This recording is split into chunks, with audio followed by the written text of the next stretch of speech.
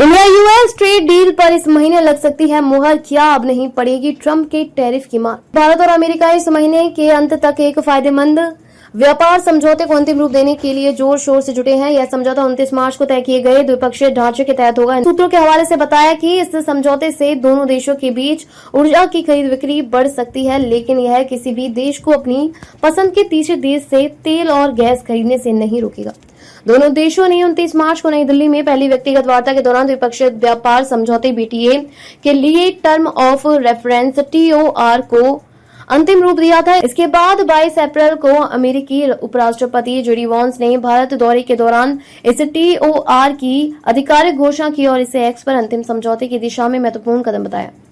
TOR दोनों देशों के बीच बीटीए वार्ता के लिए एक सहमति वाला रोड मैप है। इसके तहत अब तक 5 व्यक्तिगत वार्ता और कई वर्चुअल चर्चाएं हो चुकी हैं। इन चर्चाओं में दोनों पक्ष इतना आम सहमति बना चुके हैं कि एक अंतरिम समझौते की घोषणा हो सकती है। एक सूत्र ने बताया कि हम सभी वर्चुअल मोड में बातचीत कर रहे हैं और अगस्त में अमेरिकी टीम के भारत आने पर बाकी मतभेद सुलझने की उम्मीद है। अमेरिका वार्ता दल 24 अगस्त को नई दिल्ली पहुंचेगा और 25 अगस्त से छठे दौर की वार्ता शुरू होगी। रिपोर्ट्स के मुताबिक इस दौर के अंत तक कुछ ठोस नतीजे सामने आ सकते हैं। भले ही अमेरिका राष्ट्रपति डोनाल्ड ट्रंप ने हाल ही में भारत के खिलाफ तीखे बयान दिए हों और टैरिफ की धमकी दी हो, कितना ऊर्जा आयात करता है भारत।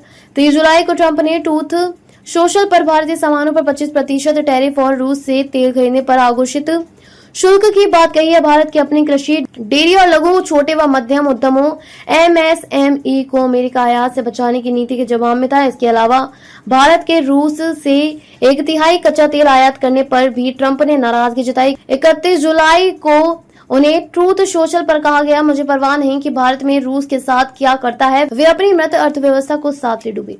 अमेरिकी ऊर्जा सूचना प्रशासन EIA की 6 फरवरी 2025 की रिपोर्ट के मुताबिक 2023 में भारत के कुल कच्चे तेल और कंडेनसेट आयात का 39% रूस से, 19% इराक से, 16% सऊदी अरब से, 5% संयुक्त अरब अमीरात से और 4% अमेरिका से था। भारत ने 2023 में 4 मिलियन बैरल प्रतिदिन कच्चा तेल और कंडेनसेट आयात किया। भारत रूस से खरीदता रहेगा तेल। रिपोर्ट में कहा गया कि 2022 में अमेरिका और यूरोपीय संघ की ओर से रूस पर प्रतिबंधों के बाद भारत